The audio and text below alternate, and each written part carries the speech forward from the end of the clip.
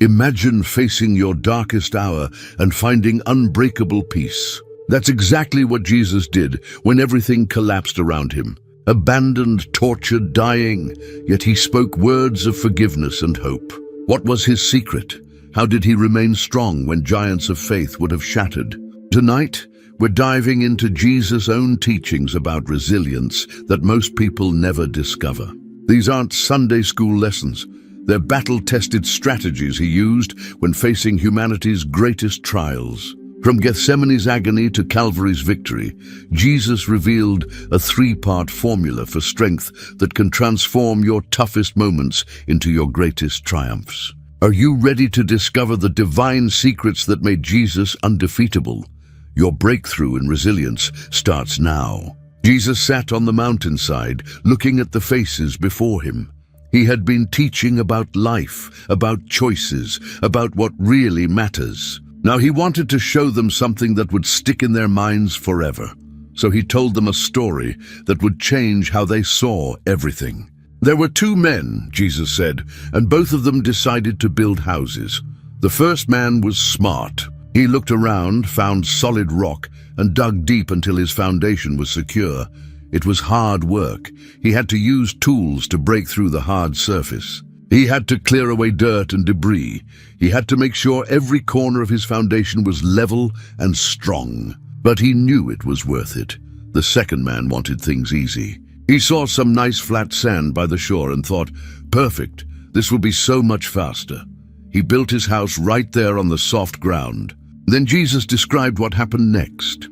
As recorded in Matthew 7:25-27, he said, "The rain came down, the streams rose, and the winds blew and beat against that house.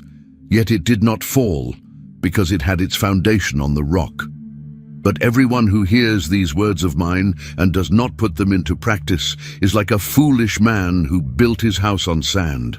The rain came down, the streams rose, and the winds blew and beat against that house, and it fell with a great crash." The crowd could picture it perfectly. They had seen storms. They knew how rain could turn gentle streams into raging rivers. They understood what wind could do to something that wasn't built to last. But Jesus wasn't really talking about construction. He was talking about their lives. The rock was hearing his words and actually doing them. Not just listening and nodding along, but making his teachings the foundation of how they lived every day. The sand was everything else. Money, popularity, comfort, other people's approval. These things felt solid until the storms of life hit hard. Jesus knew his followers would face tough times. He had watched trees during storms, seen how the ones with shallow roots got knocked over while others stood firm. So he painted another picture for them, this time about roots that go deep. In describing the person who builds on solid ground, Jesus was thinking of what the psalmist wrote in Psalm 1:3. That person is like a tree planted by streams of water, which yields its fruit in season and whose leaf does not wither. Whatever they do prospers. This wasn't about getting rich or having an easy life. It was about having a source of strength that never runs out. Picture a tree by a river. On the surface, you see branches and leaves that might look just like any other tree. But underground, something special is happening. Those roots have found water that flows constantly. They've grown deep and wide, spreading out to find every drop of moisture they can reach. When other trees start wilting because there's no rain, this tree keeps growing green and strong. It doesn't depend on what's happening around it because it's connected to something deeper. Jesus taught that faith works the same way. When your trust in God goes deep, you're not at the mercy of whatever is happening on the surface of your life. Bad news at work, problems with friends, money troubles. These things are real, but they're not your source. Your source is God himself, and he never changes, never leaves, never runs dry. The people listening to Jesus understood this perfectly. They lived in a dry land where finding water meant survival. A tree by a stream was precious, reliable, life-giving. Jesus was telling them they could have that same kind of security in their spiritual lives. One evening, Jesus and his disciples were crossing the Sea of Galilee when everything changed. The wind picked up, waves started crashing over their boat, and what began as a calm trip turned into a fight for survival. The disciples were experienced fishermen. They knew these waters. They had been through storms before. But this storm was bigger than anything they could handle.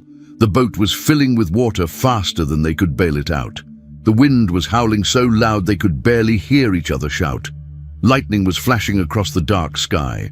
These grown men, tough fishermen who had spent their lives on the water, were terrified. While they were panicking, trying to bail out water and keep the boat from sinking, Jesus was sleeping peacefully in the stern. His head was on a cushion, and he looked as calm as if he were at home in his own bed. Finally, they woke him up, shouting over the wind as recorded in Mark 4:38, "Teacher, don't you care if we drown?" Jesus got up, looked at the storm, and spoke 3 simple words to the wind and waves. "Quiet, be still." As Mark 4:39 tells us, then the wind died down and it was completely calm. The disciples sat there in shock. The storm that had been raging just seconds before was gone. Even the weather obeyed him. But here's what made this moment so powerful. Jesus wasn't surprised by the storm or afraid of it. While his friends were sure they were going to die, he was resting. Why? Because he could hear his Father's voice above all the noise. He knew God was in control, even when everything looked out of control. This wasn't magic or some special power that only Jesus had. He was showing his followers that when you really know God, you can find peace in any situation. Not because the storms aren't real, but because you know who's bigger than the storm. As Jesus faced the biggest test of his life, he showed us something powerful about strength. Most people think being strong means fighting harder, pushing through, never giving up control. But Jesus taught something different. He taught that real strength comes from letting go. The night before his crucifixion, Jesus went to a garden called Gethsemane. He knew what was coming, the pain, the rejection, the death that awaited him. His human heart was breaking under the weight of it all. Luke 22:44 tells us, "And being in anguish, he prayed more earnestly, and his sweat was like drops of blood falling to the ground." This wasn't a calm, easy prayer. Jesus was wrestling with the hardest thing anyone could face. He fell on his face before God. He cried out in agony. His whole body was shaking with the intensity of what he was feeling. But listen to what he prayed, as recorded in Luke 22:42. "Father, if you are willing, take this cup from me, yet not my will, but yours be done." Here's the amazing part. Jesus wasn't just saying these words once. He had been practicing this kind of surrender his whole life. Every morning when he woke up, he would spend time with his Father, asking what the day should hold. Every decision, every conversation, every moment, he had been choosing to trust his Father's plan over his own ideas about how things should go. When people wanted to make him king by force, Jesus walked away because it wasn't God's timing. When his brothers tried to push him to go public before he was ready, Jesus said no. When Peter tried to talk him out of going to the cross, Jesus firmly refused. This daily practice of surrender is what gave Jesus the strength to face the cross. It wasn't a last-minute decision or a desperate prayer. It was the result of years of choosing to let God be in charge, even when it didn't make sense from a human point of view. Throughout Jesus' life, people kept trying to tell him who he was. Some called him a troublemaker. Others said he was just a carpenter's son from a small town called Nazareth. Religious leaders accused him of being dangerous, a threat to their way of life. Even his own family sometimes thought he had lost his mind. But none of this shook Jesus, because he knew something they didn't. He knew whose he was. At Jesus' baptism, something beautiful happened. As Matthew 3:17 records, a voice from heaven said, "This is my Son, whom I love. With him I am well pleased." This wasn't just a nice moment. It was God declaring Jesus' true identity for everyone to hear. The Father was proud of his Son, delighted in him, completely satisfied with who he was. But Jesus didn't need to hear this to know it was true. He had always known he was God's beloved Son. This knowledge wasn't based on what he did or how people treated him. It was based on an unbreakable relationship that existed before time began. Before he had performed a single miracle, before he had preached a single sermon, before he had healed anyone or helped anyone, God loved him completely. This is why Jesus could stay calm when crowds turned against him. When people in his hometown rejected him, as described in Luke 4:29, they actually tried to throw him off a cliff. But Jesus simply walked through the crowd and went on his way. He didn't argue with them or try to prove his worth. He knew who he was, and that was enough. When religious leaders constantly criticized him, calling him names and questioning his authority, Jesus didn't get defensive or angry. He just kept doing what his Father had sent him to do. When even his closest disciples misunderstood him, when they argued about who was the greatest or failed to understand his teachings, Jesus remained patient and loving. His sense of worth wasn't tied to their opinions. Jesus had a way of seeing things that was completely different from everyone around him. While others focused on immediate problems and quick fixes, Jesus saw the bigger picture. He understood that life is much longer than what happens between birth and death, and this changed how he handled every difficult moment. The writer of Hebrews captured this perfectly in chapter 12. Verse 2, "For the joy set before him he endured the cross, scorning its shame, and sat down at the right hand of the throne of God."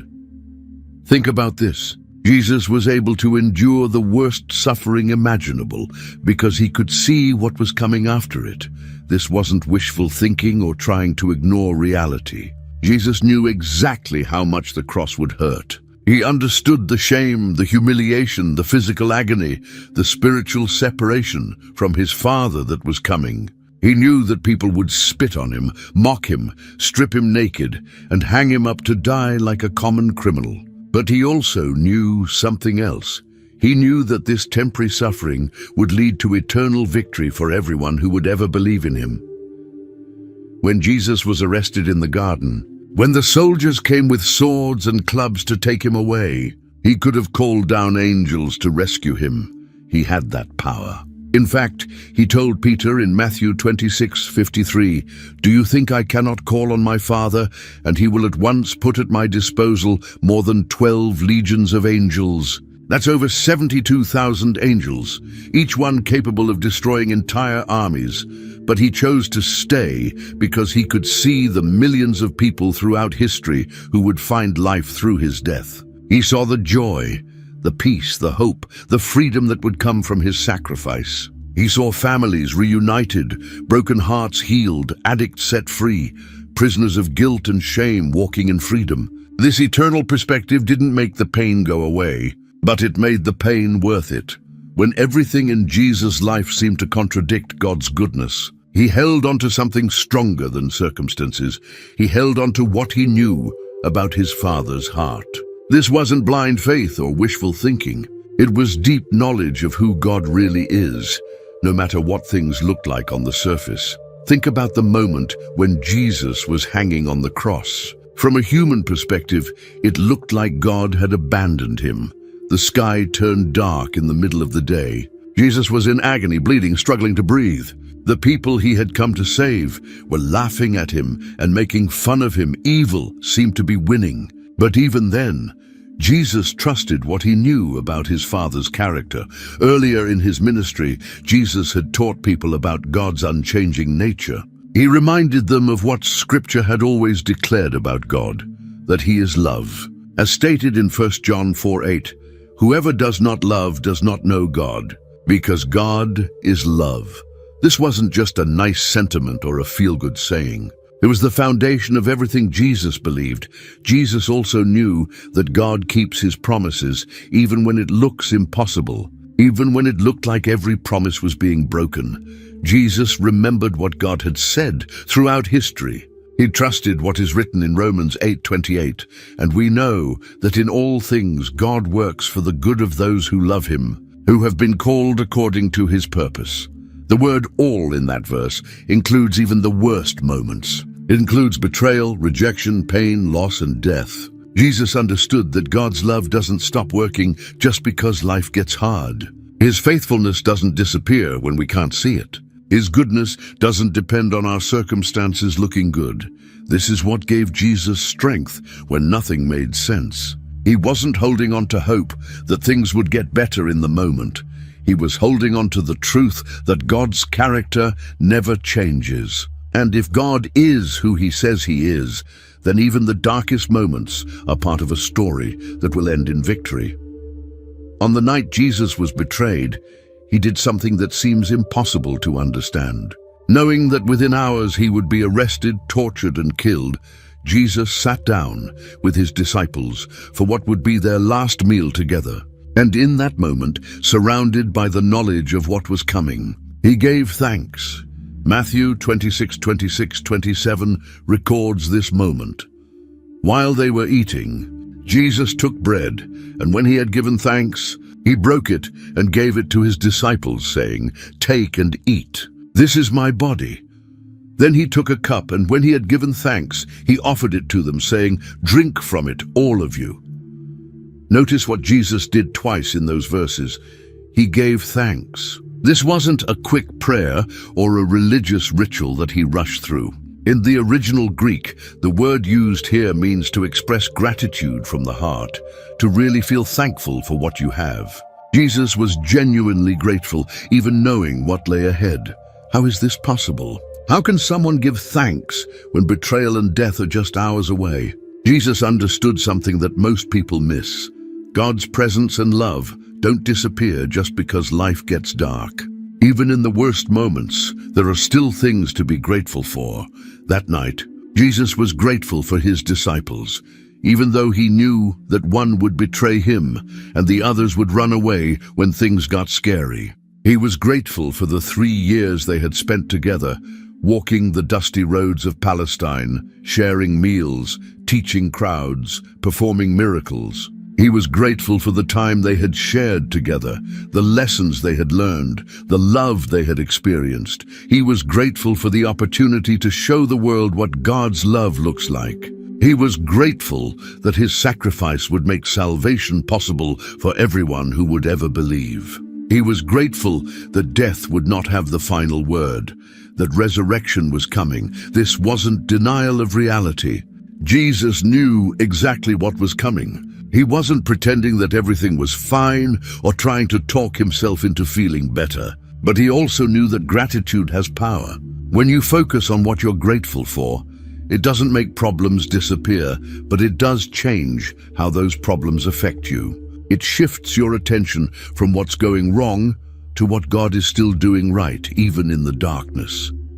The olive trees stood silent in the moonlight as Jesus walked deeper into the garden. His footsteps were heavy, not from the journey, but from the weight of what he knew was coming. This was Gethsemane, a place where olives were crushed to make oil. Tonight, Jesus would be crushed in a different way.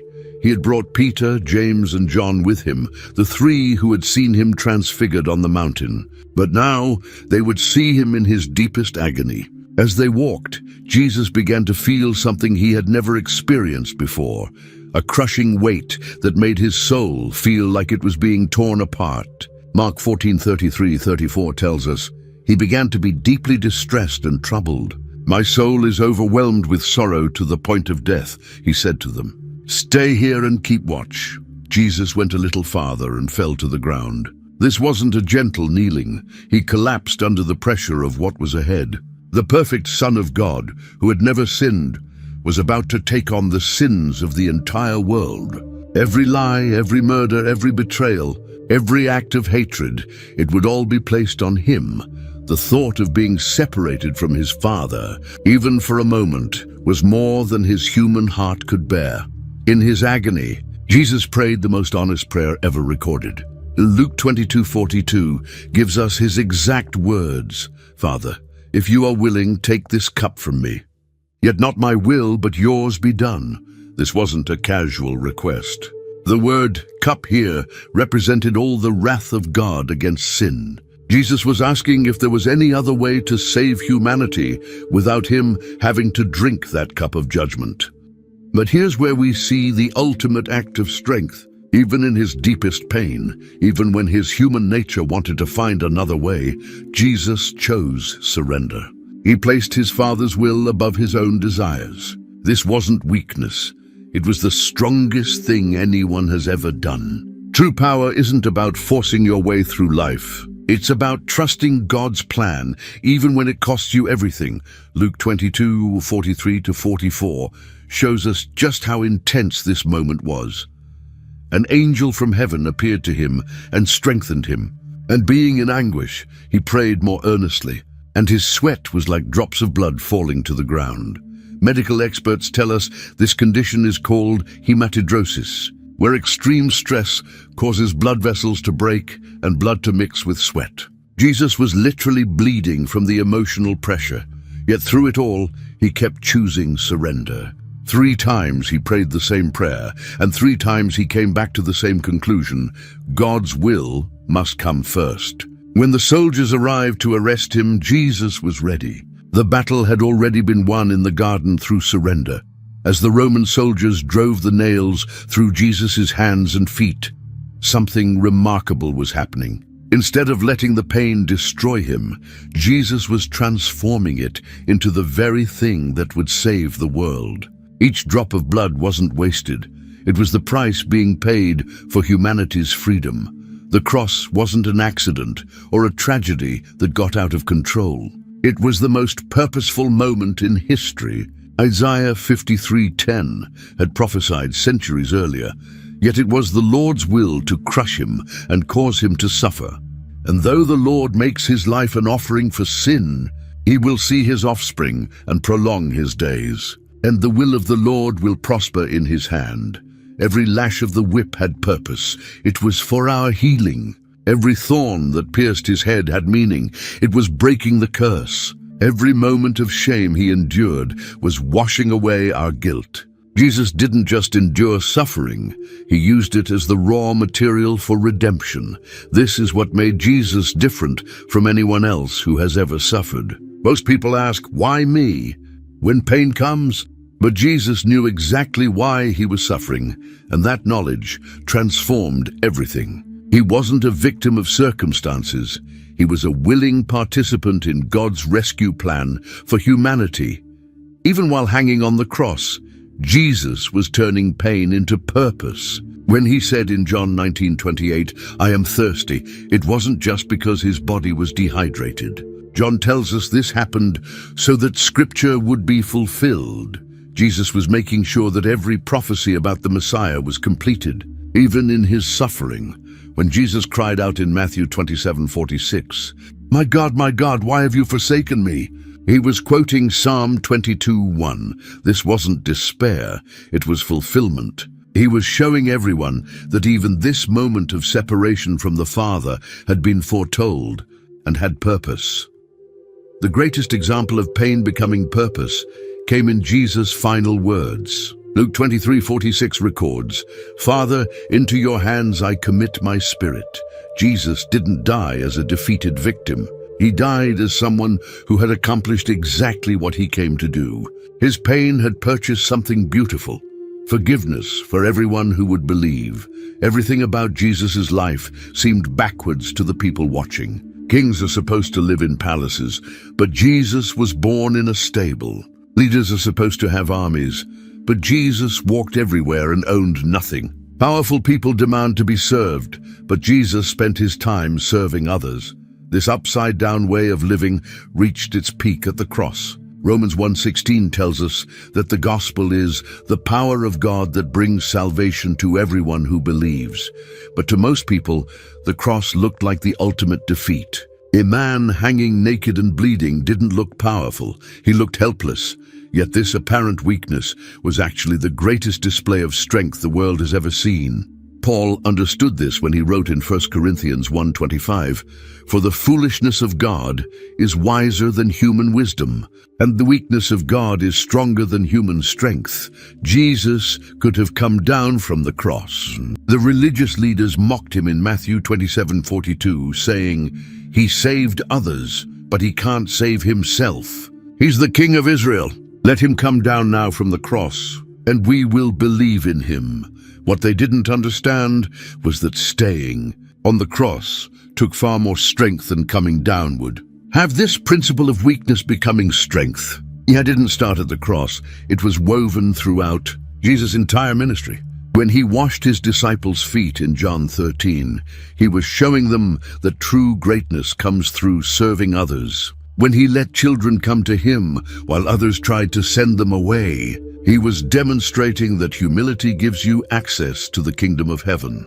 Jesus taught this principle clearly in Matthew 20:26-27. "Whoever wants to become great among you must be your servant, and whoever wants to be first must be your slave." This isn't just nice advice, it's how God's kingdom actually works. The ultimate proof that weakness becomes strength is found in 2 Corinthians 12:9, where God tells Paul, "My grace is sufficient for you, for my power is made perfect in weakness." God doesn't just work in spite of our weaknesses, he works through them. When we stop trying to be strong on our own and let God be strong through us, we discover a power we never knew existed. Jesus showed us that vulnerability isn't something to hide from. It's something to embrace. When you stop pretending you have it all together and admit you need help, you create space for God's strength to show up in ways that will amaze you. Throughout his ministry, Jesus did something that seems impossible for most people. He gave everything to his mission without trying to control the results. He taught with incredible wisdom, performed amazing miracles, and loved people perfectly. But he never forced anyone to follow him. When the rich young ruler walked away sad because he wasn't willing to give up his wealth, as recorded in Mark 10:22, Jesus didn't chase after him. He didn't lower his standards or try to make the message easier to accept. He simply let the man make his choice, even though it meant losing a potential follower. Jesus understood something that most people struggle with. You can't control other people's responses to truth. All you can do is faithfully present it and trust God with the outcome. This freed Jesus from the anxiety that comes from trying to make people believe or behave a certain way. Even with his own disciples, Jesus didn't try to control their every move. When he sent them out 2 by 2 in Luke 10:3, he told them, "Go. I'm sending you out like lambs among wolves." He knew they would face rejection and difficulty, but he sent them anyway. He gave them instructions and then trusted them to follow through. Matthew 10:14 shows how Jesus taught them to handle rejection. "If anyone will not welcome you or listen to your words, leave that home or town and shake the dust off your feet. Don't take it personally. Don't try to force acceptance.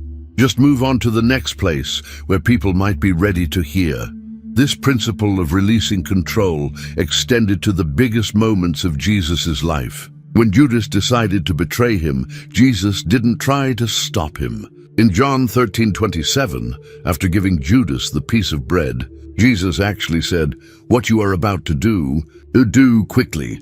He wasn't encouraging the betrayal, but he wasn't going to waste energy trying to prevent what Judas had already decided to do. Even at his arrest, Jesus could have called down angels to rescue him. But Matthew 26:53-54 records his response to Peter's attempt to fight. "Do you think I cannot call on my Father, and he will at once put at my disposal more than 12 legions of angels? But how then would the scriptures be fulfilled that say it must happen in this way?" Jesus had learned to hold his plans loosely.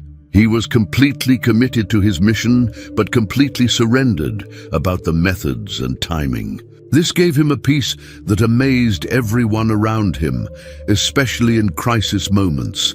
Hanging on the cross with nails through his hands and feet, Jesus did something that shocked everyone who heard it. As the soldiers who had just finished torturing him stood nearby, probably gambling for his clothes, Jesus looked toward heaven and spoke words that changed everything. Luke 23:34 records what he said.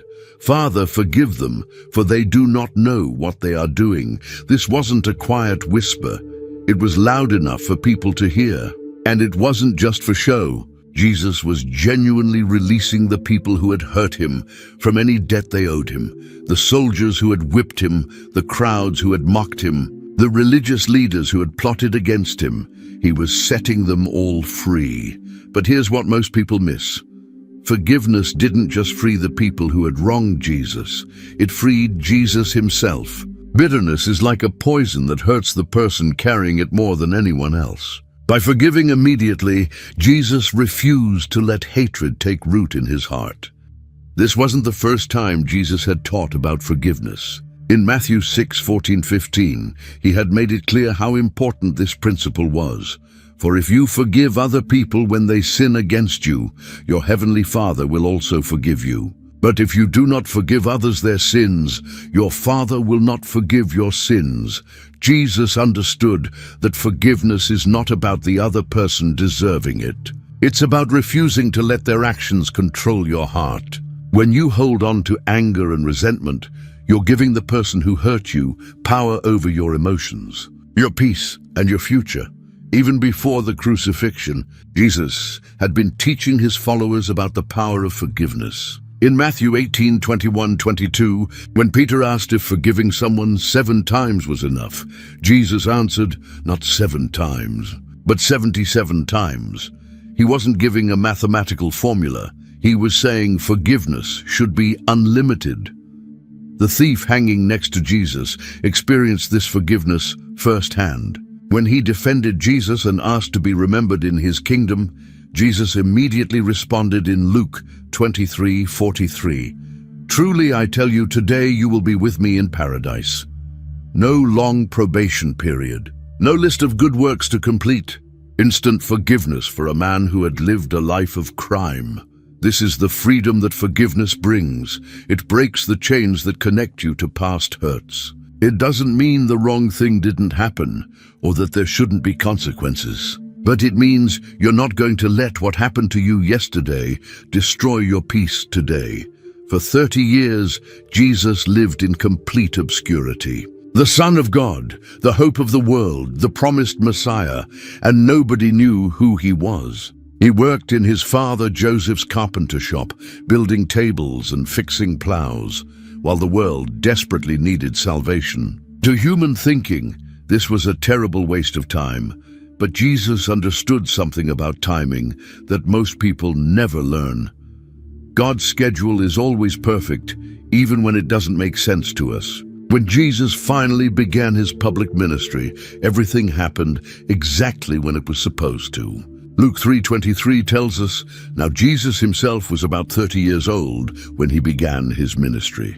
Even during his ministry, Jesus constantly resisted pressure to move faster than God's timing. When his brothers tried to push him to go public at the Feast of Tabernacles, Jesus responded in John 7-6, "My time is not yet here. For you, any time will do." He wasn't being stubborn. He was staying in step with his Father's perfect plan. At the wedding in Cana, when his mother told him about the wine running out, Jesus initially said in John 2:4, "Woman, why do you involve me? My hour has not yet come." He wasn't being disrespectful to Mary. He was showing that everything he did had to align with divine timing. Jesus demonstrated this principle of divine timing throughout his ministry. When people tried to make him king by force after he fed the 5,000, John 6:15 tells us that Jesus, knowing that they intended to come and make him king by force, withdrew again to a mountain by himself. The crown was his destiny, but the timing wasn't right. Even when his friend Lazarus was dying, Jesus didn't rush to help. John 11:6 says, "So when he heard that Lazarus was sick, he stayed where he was 2 more days." This seemed cruel to Mary and Martha, but Jesus knew that waiting would lead to an even greater miracle, raising Lazarus from the dead. instead of just healing his sickness. When the time finally came for Jesus to face the cross, he moved with perfect timing. John 13:1 tells us, having loved his own who were in the world, he loved them to the end.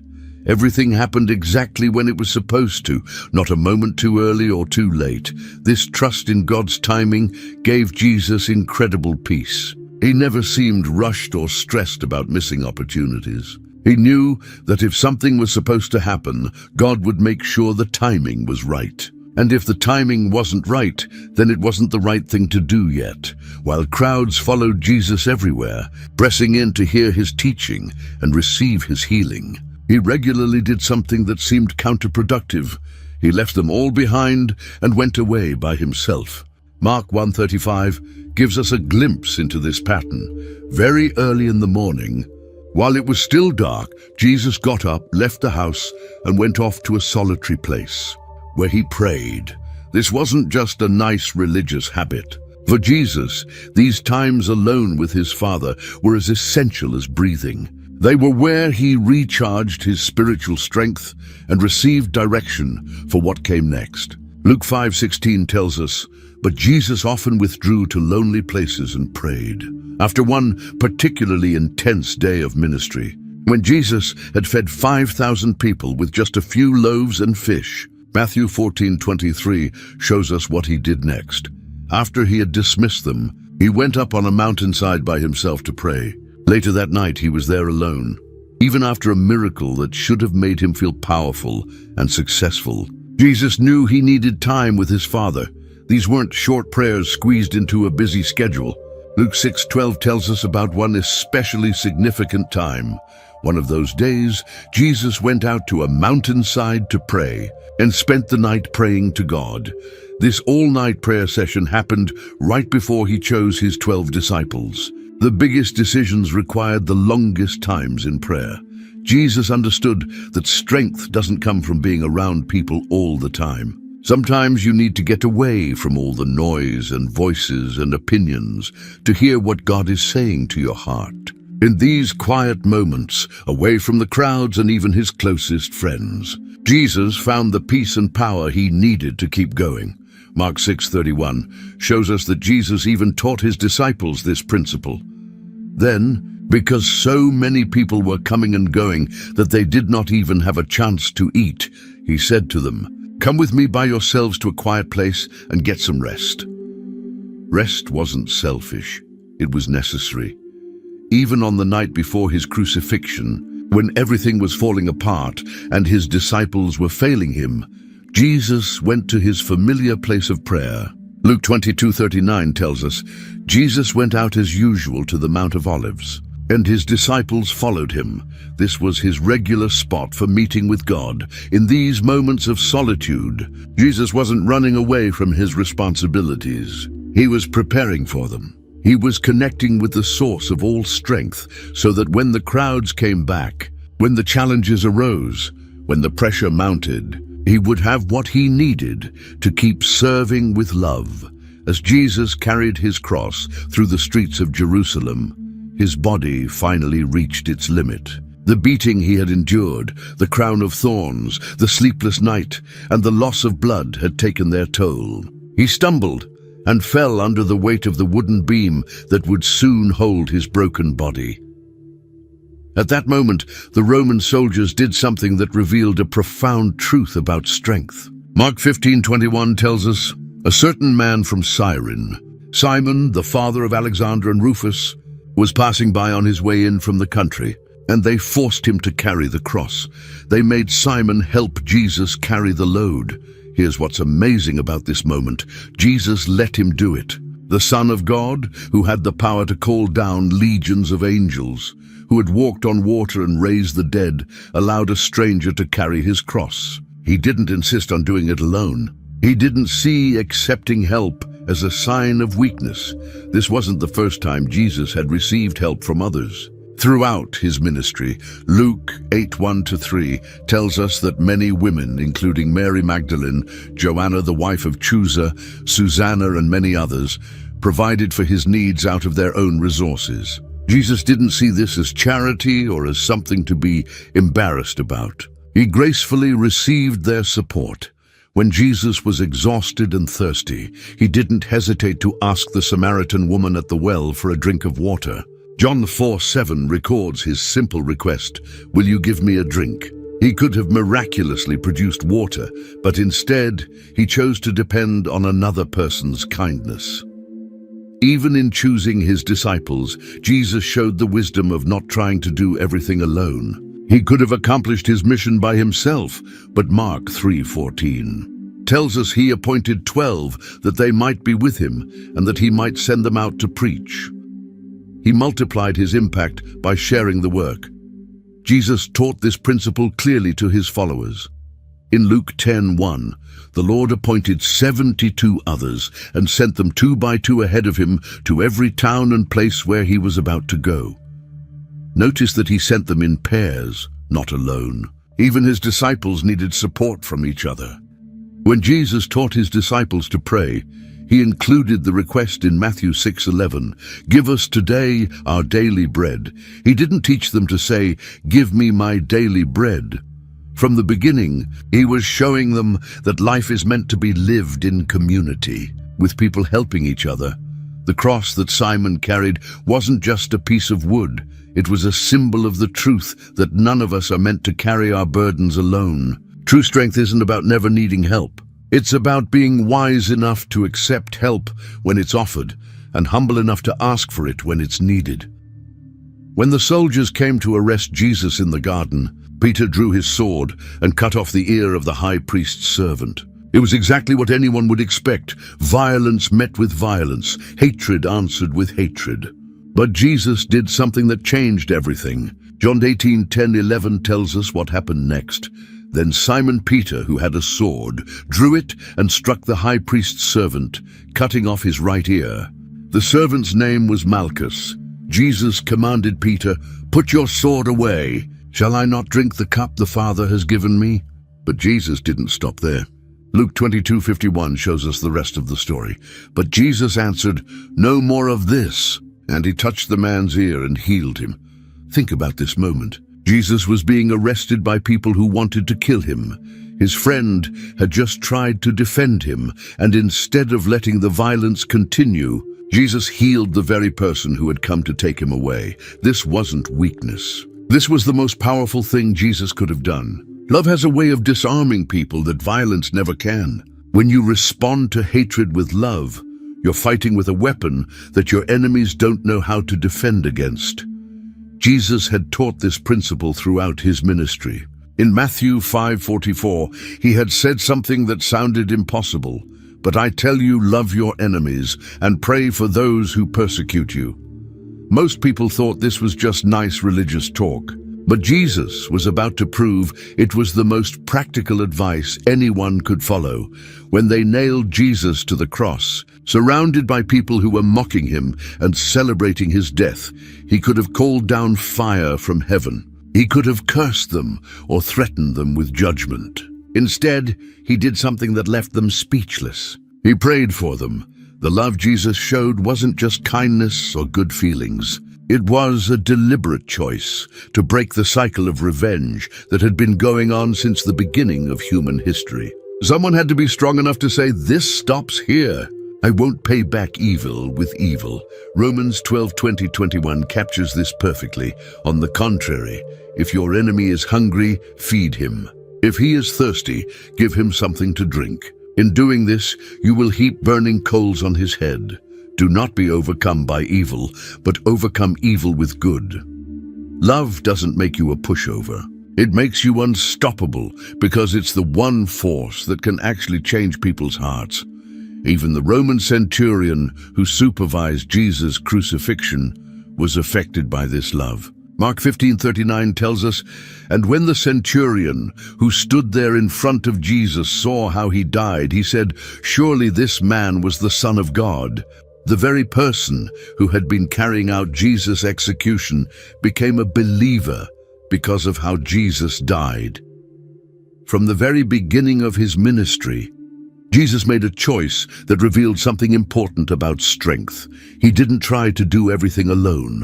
Mark 3:13-14 tells us, Jesus went up on a mountainside and called to him those he wanted, and they came to him. He appointed 12 that they might be with him, and that he might send them out to preach. Notice the order there. First, they were to be with him. The mission came second. Jesus understood that relationships had to come before responsibilities. These 12 men weren't just employees or followers.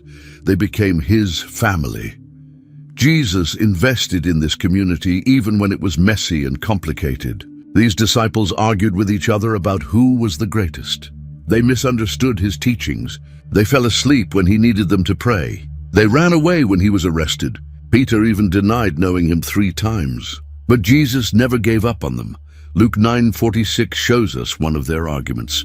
An argument started among the disciples as to which of them would be the greatest.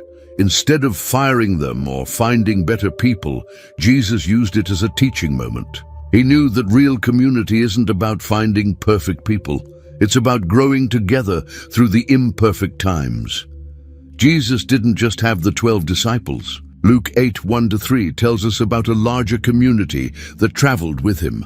After this, Jesus traveled about from one town and village to another, proclaiming the good news of the kingdom of God. The 12 were with him, and also some women who had been cured of evil spirits and diseases. Mary, called Magdalene, from whom 7 demons had come out. Joanna, the wife of Chusa, the manager of Herod's household. Susanna, and many others. These women were helping to support them out of their own means. This wasn't just about having people around for company. Jesus understood that isolation makes you weak, while community makes you strong. When one person is struggling, others can carry them. When someone makes a mistake, the group can help them learn. When challenges come, everyone can face them together. Even at the Last Supper, when Jesus knew his time was short, he didn't spend it alone. John 13:1 tells us, having loved his own who were in the world, he loved them to the end. He chose to spend his final hours building community rather than retreating into solitude. The strength of this community became obvious after Jesus' resurrection. Acts 2:46-47 shows us what happened. Every day, they continued to meet together in the temple courts. They broke bread in their homes and ate together with glad and sincere hearts, praising God and enjoying the favor of all the people. And the Lord added to their number daily those who were being saved. These people who had scattered when Jesus was arrested became bold enough to turn the world upside down. The difference was community. When you're connected to others who share your mission and values, you can do things that would be impossible on your own. The night before his crucifixion, when Jesus should have been focused on his own needs and fears, he did something that shocked his disciples. John 13:4-5 describes the scene. So he got up from the meal, took off his outer clothing, and wrapped a towel around his waist. After that, he poured water into a basin and began to wash his disciples' feet, drying them with the towel that was wrapped around him. This wasn't just unusual. It was scandalous. Washing feet was the job of the lowest servant in the household. Masters didn't wash servants' feet. Teachers didn't wash students' feet. But there was Jesus, the Son of God, kneeling on the floor and cleaning the dirty feet of fishermen and tax collectors. Peter couldn't handle it. John 13:8 records his protest. "No, you shall never wash my feet." But Jesus explained something that Peter didn't understand yet. This wasn't about Jesus lowering himself. It was about him connecting to a source of strength that most people never discover. Jesus explained his actions in John 13:12-15. When he had finished washing their feet, he put on his clothes and returned to his place. "Do you understand what I have done for you?" he asked them. "You call me teacher and Lord, and rightly so, for that is what I am. Now that I, your Lord and teacher, have washed your feet, you also should wash one another's feet. I have set you an example that you should do as I have done for you." This wasn't just a nice gesture or a lesson in humility. Jesus was showing them something about where real strength comes from. When you serve others, you're not draining your own resources, you're tapping into God's unlimited supply. Throughout his ministry, Jesus had proven this principle over and over. When he fed the 5,000, as recorded in Matthew 14:19-20, the more he gave away, the more there was. And he directed the people to sit down on the grass. Taking the 5 loaves and the 2 fish, and looking up to heaven, he gave thanks and broke the loaves. Then he gave them to the disciples, and the disciples gave them to the people. They all ate and were satisfied, and the disciples picked up 12 basketfuls of broken pieces that were left over. The same thing happened when Jesus healed people. He never seemed to get tired or run out of power. Luke 6:19 tells us, and the people all tried to touch him, because power was coming from him and healing them all. The more he gave, the more he had to give. This is the mystery of serving others. It energizes you instead of exhausting you. When you focus on blessing someone else, you stop thinking about your own problems and limitations. You connect to something bigger than yourself, and that something has no shortage of power or resources. Jesus wasn't just teaching his disciples to be nice. He was showing them how to access supernatural strength. When you serve others with the right heart, you're not working from your own limited energy. You're working from God's unlimited supply. As Jesus looked out at the crowds that followed him everywhere, he felt something that most leaders would try to avoid: deep emotional connection to their pain. Matthew 9:36 tells us, when he saw the crowds, he had compassion on them, because they were harassed and helpless, like sheep without a shepherd. The word compassion here means more than just feeling sorry for someone. In the original language, it describes a feeling so deep it affects your entire body. Jesus wasn't just intellectually aware of people's problems. He felt their pain in his own heart. Most people think this kind of emotional connection would make you weak and overwhelmed. If you really felt everyone's pain, how could you function? But Jesus discovered something amazing. Compassion doesn't drain you. It connects you to the heart of God, which is the source of unlimited strength. When Jesus encountered a widow whose only son had died, Luke 7:13 tells us, when the Lord saw her, his heart went out to her, and he said, "Don't cry." Then he raised her son from the dead. His compassion didn't make him helpless. It moved him to action that changed everything. The same thing happened when Jesus met a man with leprosy. Mark 1:41 says, Jesus was indignant. He reached out his hand and touched the man. "I am willing," he said. "Be clean." Some translations say Jesus was filled with compassion instead of indignant. Either way, strong emotion led to powerful action. When Jesus saw Mary and Martha weeping over their brother Lazarus' death, John 11:35 gives us the shortest verse in the Bible. Jesus wept. He could have just raised Lazarus immediately, but he took time to feel their pain. And that compassion led to one of the greatest miracles of his ministry, bringing a dead man back to life. Jesus never tried to protect himself by becoming emotionally distant. Even when he knew people would reject him or hurt him, he kept his heart open. When he looked at Jerusalem, knowing they would crucify him there, Luke 19:41 tells us, as he approached Jerusalem and saw the city, he wept over it. This tender heart wasn't a liability. It was Jesus' greatest asset. Because he truly cared about people's pain, he was motivated to do whatever it took to help them.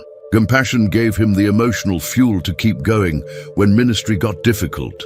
Matthew 14:14 shows us this pattern. When Jesus landed and saw a large crowd, he had compassion on them and healed their sick. Feeling their pain didn't overwhelm him. It empowered him to do something about it. The strength that comes from compassion isn't human strength, it's divine strength. When your heart breaks for the same things that break God's heart, you tap into his power to heal and restore. Compassion connects you to the source of all strength. Even as Jesus hung dying on the cross, enduring unimaginable physical and emotional pain, he was still thinking about others. One of the most remarkable examples happened when the thief hanging next to him made a simple request. Luke 23:42-43 records the conversation. Then he said, "Jesus, remember me when you come into your kingdom." Jesus answered him, "Truly I tell you, today you will be with me in paradise." Think about Jesus' situation at that moment. He was struggling to breathe. Every movement sent waves of agony through his body. He was bearing the weight of humanity's sin. Yet he took the time and energy to comfort a dying criminal with words of hope and promise. But that wasn't the only person Jesus cared for while he was dying. John 19:26-27 shows us another moment. When Jesus saw his mother there, and the disciple whom he loved standing nearby, he said to her, "Woman, here is your son," and to the disciple, "Here is your mother." From that time on, this disciple took her into his home. Jesus was making sure his mother would be cared for after he was gone. Even in his final moments, he was thinking about the practical needs of the people he loved. He wasn't so consumed with his own suffering that he forgot about theirs. This wasn't the first time Jesus had demonstrated this principle. Throughout his ministry, even when he was facing his own challenges, he continued to focus on helping others. When John the Baptist was executed and Jesus received the devastating news, Matthew 14:13 tells us he tried to withdraw to be alone. But the crowds followed him, and verse 14 says, "When Jesus landed and saw a large crowd, he had compassion on them and healed their sick." Jesus' own grief didn't stop him from caring for others who were hurting. In fact, focusing on their needs seemed to give him strength to handle his own pain. This is one of the most powerful principles for building resilience. When you're going through hard times, find someone else to encourage, even during his arrest. When Peter cut off the servant's ear in a misguided attempt to defend him, Jesus took time to heal the wounded man. He was about to face torture and death, but he still cared about a stranger's injury. When the disciples abandoned him at his arrest, Jesus didn't become bitter or self-focused.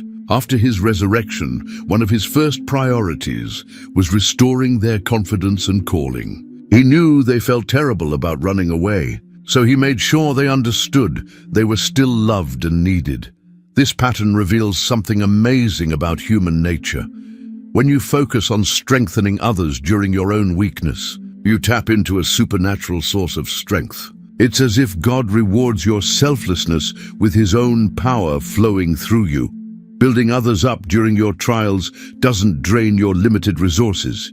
It connects you to God's unlimited resources. When you stop thinking about your own problems long enough to help someone else with theirs, you discover strength you didn't know you had.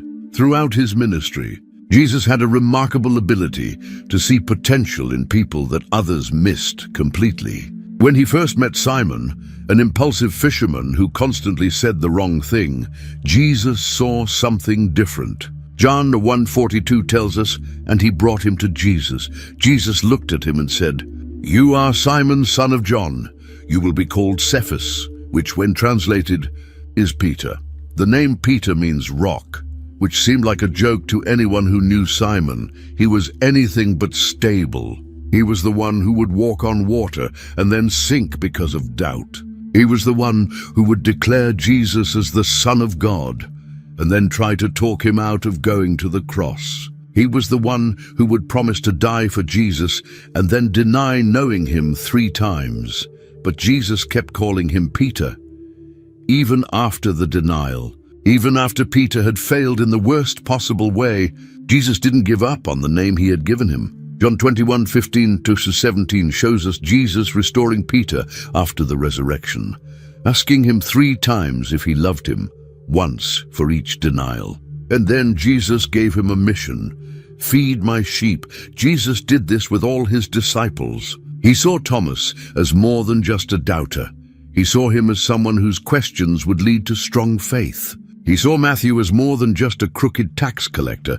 He saw him as someone who could write a gospel. He saw James and John as more than just hot-tempered sons of thunder.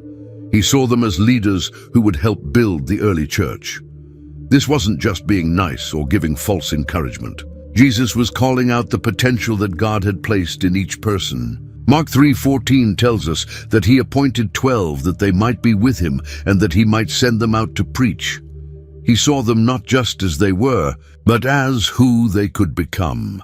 The amazing thing about encouragement is that it tends to create what it declares. When Jesus kept calling Simon Peter, Simon started acting more like a rock. When he trusted the disciples with important missions, they rose to meet his expectations. When he believed in their potential, they began to believe in it too.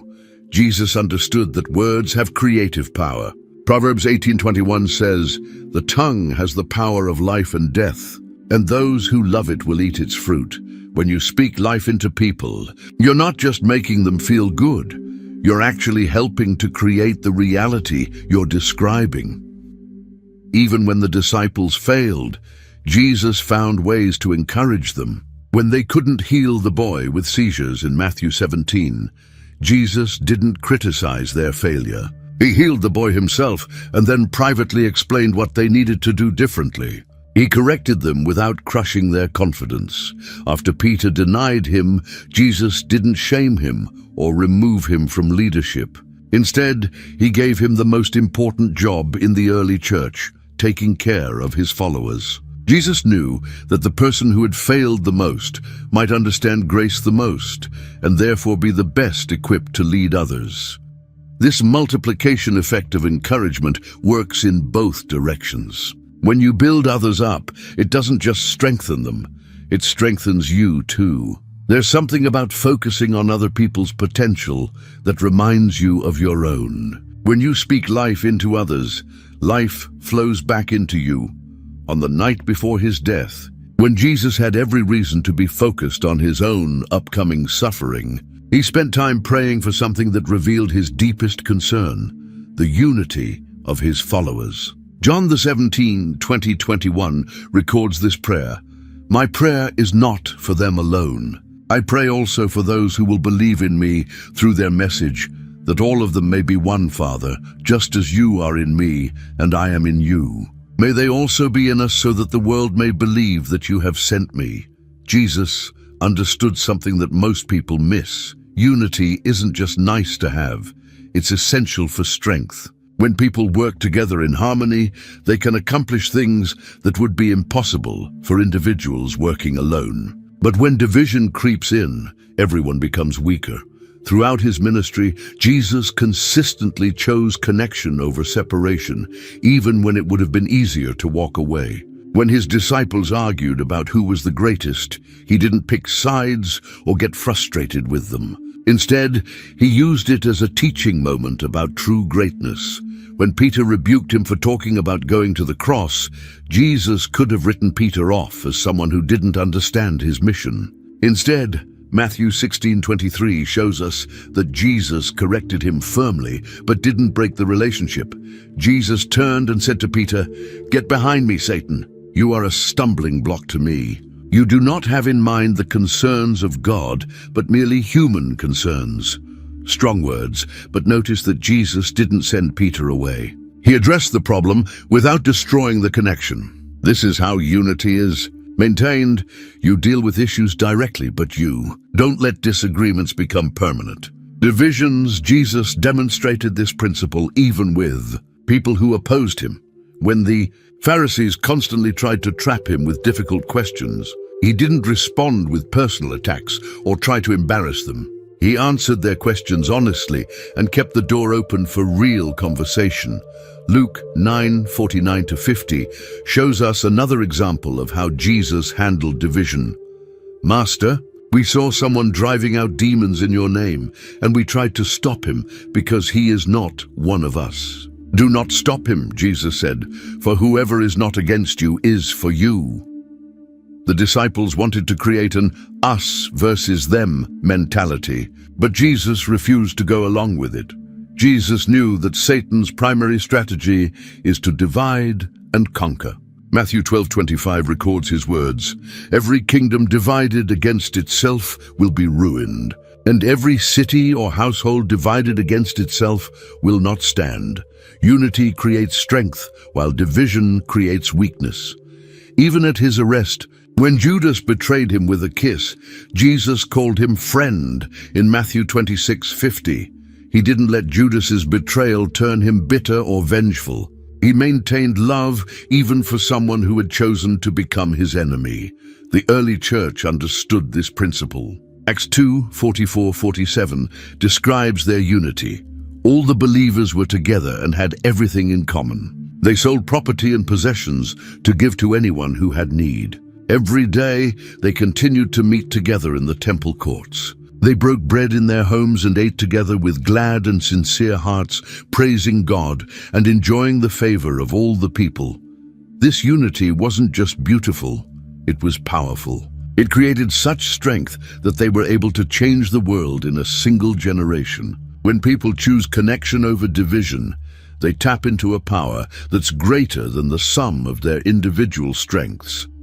3 days after Jesus died on the cross, something happened that changed everything about how we think about endings and new beginnings. Matthew 28:5-6 tells us what the angel said to the women who came to the tomb.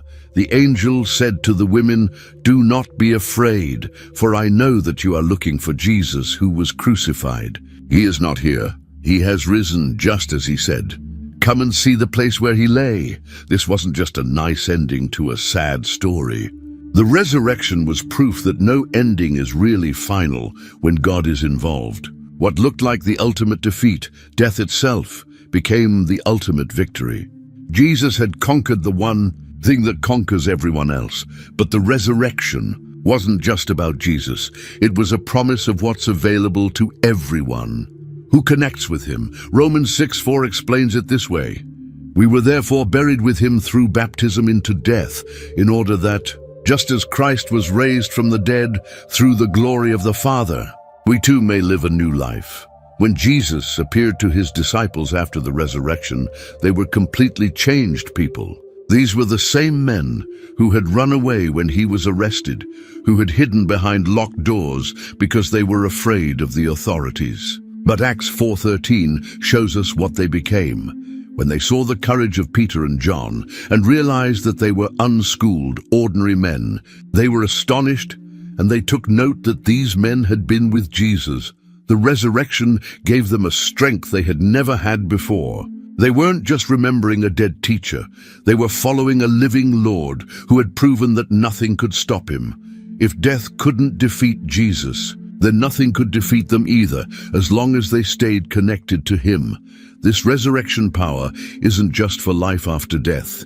It's for life during life. Paul understood this when he wrote in Ephesians 1:19-20, "That power is the same as the mighty strength he exerted when he raised Christ from the dead and seated him at his right hand in the heavenly realms." When you feel like you're at the end of your rope, when everything seems hopeless, when you don't know how you can keep going, that's exactly when resurrection power becomes available. Just like Jesus emerged from the tomb stronger than ever, you can emerge from your trials with new strength and purpose. The resurrection means that no failure is final. No defeat is permanent. No ending is really the end. What looks like death can become the doorway to new life. What feels like the end of your story can actually be the beginning of your greatest chapter. Jesus proved that love is stronger than death. Hope is stronger than despair, and God's power is stronger than any problem you could ever face. When you feel depleted, defeated, or at the end of your rope, remember that the same power that raised Jesus from the dead is available to raise you up too. This is the ultimate victory of love. It doesn't just help you survive your challenges. It transforms them into stepping stones to something better. The resurrection isn't just a historical event. It's a present reality for anyone who needs fresh strength for a new beginning.